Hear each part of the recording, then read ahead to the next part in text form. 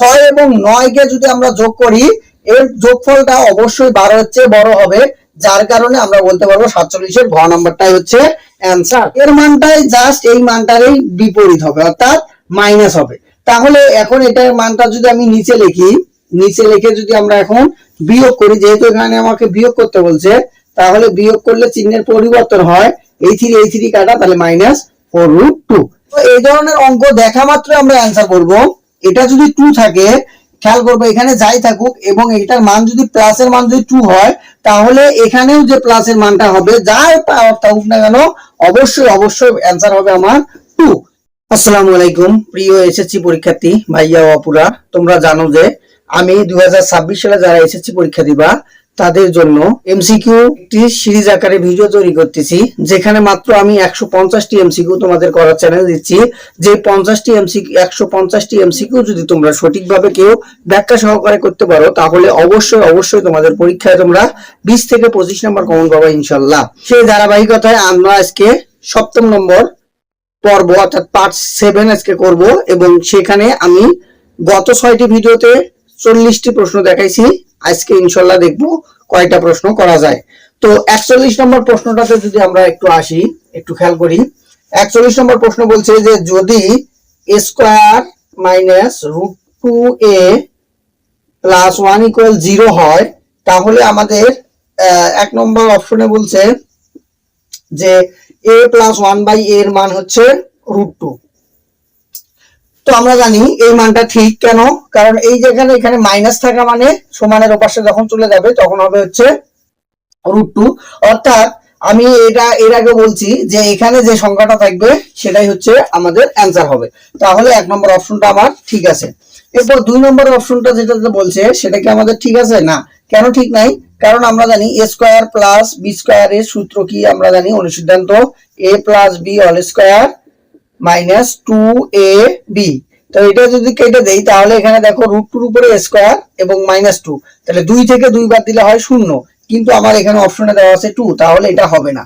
যেহেতু 1 এবং যেহেতু 2 নম্বর অপশন হবে না, আর আমার এখানে যতগুলো অপশন দেওয়া আছে সবগুলোতে 2টা এবং 3টা অপশন দেওয়া আছে, 1 এবং 3 এই দুটো হচ্ছে ঠিক। কারণ 3 নম্বর অপশনটাতে বলছে √2।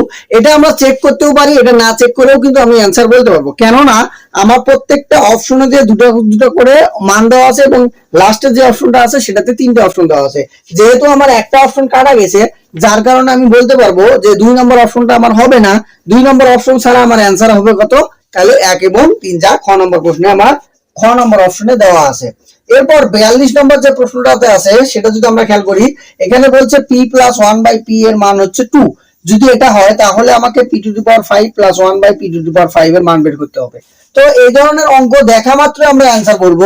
এটা যদি 2 থাকে, খেয়াল করবো এখানে যাই থাকুক এবং এটার মান যদি প্লাসের মান যদি 2 হয়, তাহলে এখানেও যে প্লাসের মানটা হবে যার পাওয়ার থাকুক না কেন, অবশ্যই অবশ্যই অ্যান্সার হবে আমার 2। এবং যদি আমাকে কখনো এটার মাইনাস মান বের করতে বলে, তাহলে অ্যান্সার হবে হচ্ছে 0। কখন সত্যটা হচ্ছে এইরকম অবস্থায় যদি থাকে, অর্থাৎ x প্লাস 1/x ইকুয়াল যদি 2 হয়, এখানে 2 ছাড়া অন্য কোনো সংখ্যা হলে কিন্তু এটা সত্য খাটবে না। অর্থাৎ এখানে যদি 2 থাকে তাহলে আমার এখানে যত বড়ই পাওয়ার মান বের করতে বলুক, x³ প্লাস 1/x³, অর্থাৎ প্লাস বললেই 2 অ্যান্সার, মাইনাস বললেই আমাদের অ্যান্সার হবে হচ্ছে 0। এভাবে করে আমরা খুব সহজে প্রশ্ন দেখা মাত্রই 42 নম্বর প্রশ্নের অ্যান্সার দিতে পারবো। এরপর 43 নম্বর যে প্রশ্নটা আছে, এটা যদি আমরা একটু খেয়াল করি, এখানে বলছে 1/a ইকুয়াল 3 প্লাস 2√2। এটা হচ্ছে এর মান। তারপরে এখান থেকে আমরা এর মান কিভাবে বের করবো? এর মানটাই জাস্ট এই মানটারই বিপরীত হবে, অর্থাৎ মাইনাস হবে। তাহলে এখন এটার মানটা যদি আমি নিচে লিখি, নিচে লিখে যদি আমরা এখন বিয়োগ করি, যেহেতু এখানে আমাকে বিয়োগ করতে বলছে, তাহলে বিয়োগ করলে চিহ্নের পরিবর্তন হয়, এই থ্রি কাটা, তাহলে -4√2। এটাই হচ্ছে আমাদের 43 নম্বর প্রশ্নের অ্যান্সার। এইভাবে করে আমরা খুব সহজে 43 নম্বর প্রশ্নেরও অ্যান্সার বের করতে পারবো। এরপর 44 নম্বর যে প্রশ্নটা আছে, এটা যদি আমরা একটু উৎপাদক বিশ্লেষণের মাধ্যমে করতে যাই, তাহলে লিখতে পারবো x⁴ মাইনাস, এখানে যেহেতু 6 আছে এটাকে যদি ভাঙায় লিখি তাহলে হবে 2x² y² plus y⁴ minus 4x² y²। আমরা 6টাকে ভাঙালাম, 6টাকে ভাঙালে 2 আর 4 এ 6 হয়, তাহলে এটাকে x টু দি পাওয়ার 4, এটাকে যদি আমরা সূত্র বসাই square minus 2ab plus b square, আর এখানে আছে 4x স্কয়ার y স্কয়ার। এখন খেয়াল করো এটা a square minus 2ab plus b square কার সূত্র? এটা আমরা জানি a square a minus b whole স্কয়ারের সূত্র। তো এটা যদি a minus b whole square হয় আর এটাকে যদি আমরা ভাঙাই তাহলে হবে হচ্ছে 2xy তার উপরে a স্কয়ার। এখন খেয়াল করো এটা যদি a হয় এটা যদি b হয় তাহলে a square minus b square, a square minus b স্কয়ারের সূত্র হচ্ছে a plus b into a minus b। তাহলে এখন খেয়াল করব এই দুটো অপশন আমাদের কোন জায়গায় দেওয়া আছে। এই দুটো অপশনে আমরা দেখতে পাচ্ছি আমাদের ঘ নম্বর অপশনটাতে দেওয়া আছে, যার কারণে আমরা বলতে পারবো 44 এর ঘ নম্বর হবে অ্যানসার। 45 নম্বর প্রশ্নটাতে আসি। 45 নম্বর প্রশ্নটাতে বলছে যে cot থিটা সমান √3, cot থিটা সমান হচ্ছে √3 দেওয়া আছে। তাহলে আমার থিটার মান কত? আমরা জানি cot কত ডিগ্রি মান হচ্ছে √3, তাহলে cot হচ্ছে 30 ডিগ্রি মান √3, তাহলে আমরা বলতে পারবো থিটার মান এখানে 30 ডিগ্রি। তো থিটার মান যদি 30 ডিগ্রি হয় তাহলে এক নম্বর অপশনে বলছে tan থিটা সমান অর্থাৎ tan 30 ডিগ্রি মান অবশ্যই 1/√3, যার কারণে এক নম্বর অপশনটা ঠিক আছে। এরপর দুই নম্বর অপশনটাতে বলছে sec থিটা অর্থাৎ sec 30 ডিগ্রি। sec 30 ডিগ্রির মান কত? sec 30 ডিগ্রির মান যদি আমরা সহজে না ডিরেক্টলি পাই তাহলে sec এর সাথে আমরা cos এর চিন্তা করব, তাহলে cos 30 ডিগ্রির মান কত? cos 30 ডিগ্রির মান হচ্ছে √3/2। এই √3/2 টাকে উল্টায় দেব, তাহলে উল্টায় দিলে আমার হচ্ছে sec 30 ডিগ্রির মান পেয়ে যাব।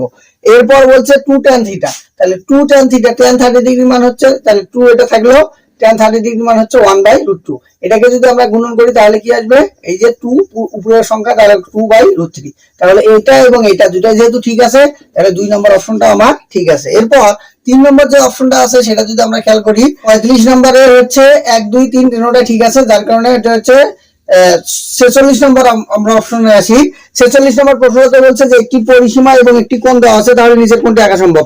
আমরা জানি পরিসীমা এবং একটি কোণ থাকলে রম্বস আঁকা যায়, তাহলে 46 এর হবে হচ্ছে ক নাম্বার অপশন।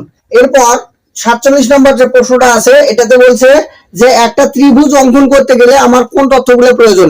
আমরা জানি একটা ত্রিভুজ অঙ্কন করতে গেলে আমাদের 6টি উপাত্তের প্রয়োজন হয়, তার মধ্যে আমরা জানি যে 3টা বাহু যদি দেওয়া থাকে তাহলে একটা ত্রিভুজ অঙ্কন করা যায়।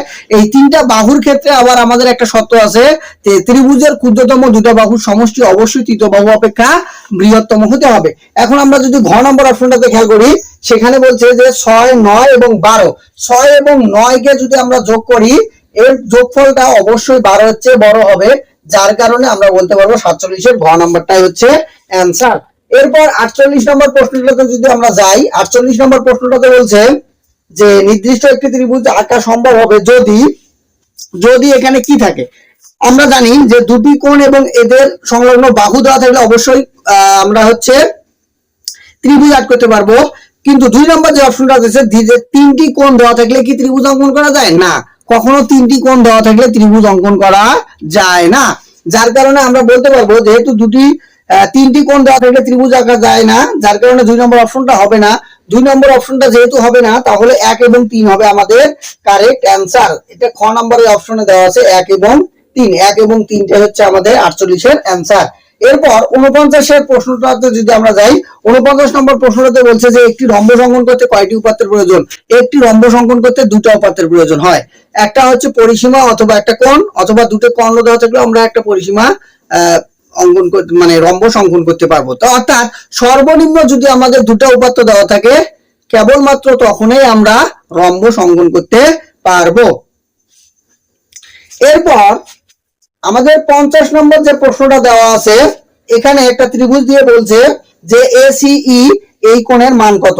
ACE এই কোণের মান নির্ণয় করতে বলছে। আমরা জানি ত্রিভুজের তিন কোণের সমষ্টি 180 ডিগ্রি, যদি 180 ডিগ্রি হয় এখানে বলছে x + 60 ডিগ্রি, আবার বলছে x + 60 ডিগ্রি, এরপর বলছে হচ্ছে 2x + হচ্ছে 20 ডিগ্রি, এটা ইকুয়াল কত 180 ডিগ্রি। তাহলে আমরা এখান থেকে কি পাচ্ছি, এখান থেকে পাচ্ছি হচ্ছে x x x, তাহলে হচ্ছে 4x প্লাস হচ্ছে 60 60 120 120 আর হচ্ছে 20 140, তাহলে 180 থেকে 140 ডিগ্রি মাইনাস করব, তাহলে এখানে থাকতেছে 4x সমান হচ্ছে 40 ডিগ্রি, 4 10 40, তাহলে আমরা বুঝতে পারতেছি x এর মান হচ্ছে 10 ডিগ্রি। তো x এর মান যদি 10 ডিগ্রি হয় তাহলে আমাকে বলছে এক্স প্লাস 60 ডিগ্রি, তাহলে এক্স এর মান 10 যেহেতু, তাহলে 70 ডিগ্রি। অর্থাৎ আমার এখানে যে ত্রিভুজটা দেওয়া আছে, এই ত্রিভুজটা যদি আমার 70 ডিগ্রি হয়, তাহলে এই ত্রিভুজ এই কোণটা যদি আমার 70 ডিগ্রি হয়, তাহলে এই কোণটা কত? অবশ্যই এই কোণটা হবে 110 ডিগ্রি। তাহলে আমরা 50-এর 110 ডিগ্রি হবে হচ্ছে অ্যান্সার। এভাবে করে 50 নম্বর প্রশ্নটা খুব সহজে অ্যান্সার করতে পারবো।